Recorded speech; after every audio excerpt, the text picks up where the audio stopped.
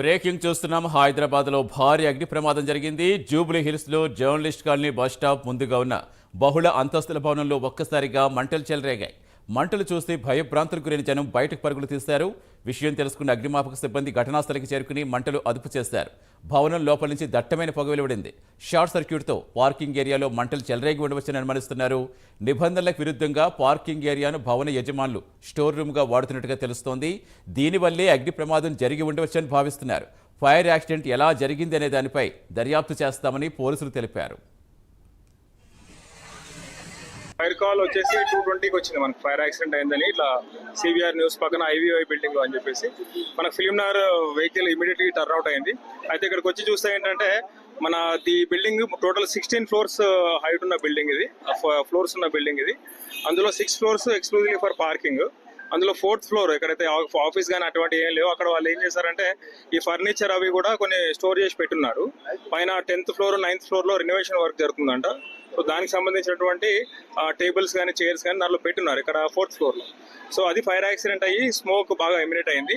అంతలోపు కూడా ఇక్కడ ఉన్నటువంటి ఎంప్లాయీస్ అందరూ కూడా బయటికి రావడం జరిగింది. ఫైర్ కూడా పుట్ ఆఫ్ చేయడం జరిగింది. పార్కింగ్ ప్లేస్ లాంటిది టోటల్లీ ఆక్యుపైడ్ బిల్డింగ్ కాదనుకుంటాను, అది మనం ఇన్వెస్టిగేట్ చేయాలి ఇంకా లోపలికి వెళ్ళి.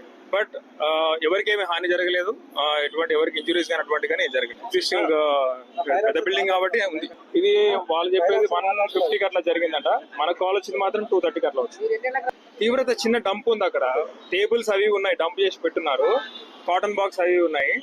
పెద్ద ఫైర్ ఏం కాదనుకోవచ్చు, చిన్న ఫైర్ అనుకోవచ్చు.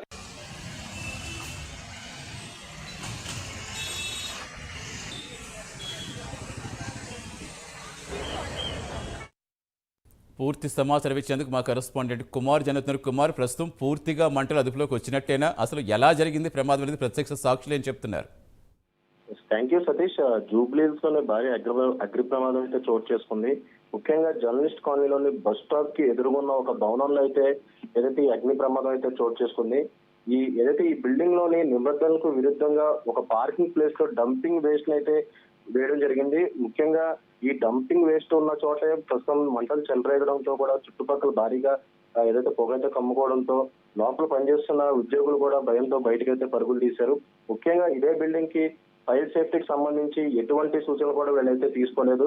ముఖ్యంగా ఎమర్జెన్సీ ఎగ్జిట్లు కావచ్చు, లేదంటే ఒకవేళ ఫైర్ అవుతుంది వాటర్ సప్లై కావచ్చు, వీటికి సంబంధించి ఎటువంటి ఏదైతే దీనికి సంబంధించి కండిషన్స్ అయితే వీళ్ళు ఎవరు ఫాలో అవునట్లే తెలుస్తుంది. ముఖ్యంగా ఈ బిల్డింగ్ లోని ఏదైతే కొన్ని సాఫ్ట్వేర్ కంపెనీస్ కూడా ఉన్నాయి. ముఖ్యంగా ఏదైతే ఈ ఫైర్ యాక్సిడెంట్ జరిగిన సమయంలో కూడా అందులో వర్క్ చేస్తున్న ఉద్యోగులు ఒక్కసారిగా భయాందోళనకు గురై ముఖ్యంగా బయటకైతే పరుగులు తీశారు. ప్రస్తుతం ఏదైతే అక్కడికైతే ఫైర్ ఇంజిన్లు అయితే చేరుకున్నాయి. చుట్టుపక్కల ఉన్న స్థానికులు కూడా వెంటనే ఏదైతే ఫైర్ సిబ్బందికి సమాచారం అందించడంతో వెంటనే అక్కడికైతే చేరుకోవడం జరిగింది.